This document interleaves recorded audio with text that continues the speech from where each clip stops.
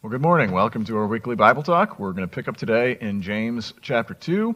I remind you real quick that we are looking at really the most controversial passage in the book of James by a long shot. The book of James is interesting. It's very down-to-earth, very rubber meets the road, practical in that regard. And because of that, there's not a lot of controversial passages in this book, not a lot of passages where people debate what is this really talking about. But the passage that we are studying in these particular lessons is very, very controversial, and I explained a lot of that last time.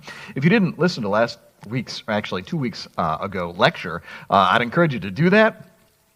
Because I'm really setting the context here and trying to explain first why it's controversial and then explain how I think it ought to be interpreted. Just to remind you from 2 weeks ago, this passage is debated largely due to the debate that goes back to the Reformation.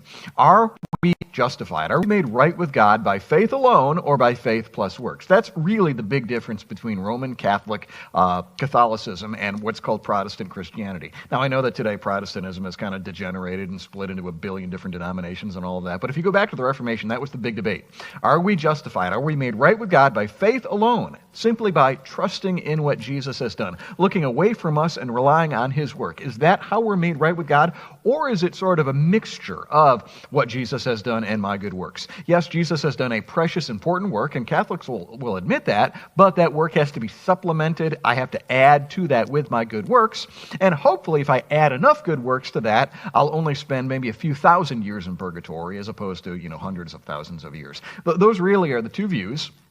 And what's partially going on here is how do you reconcile Paul and James? Because Paul, I don't think, could be clearer. All the time he's saying we are justified by faith, not by works of the law.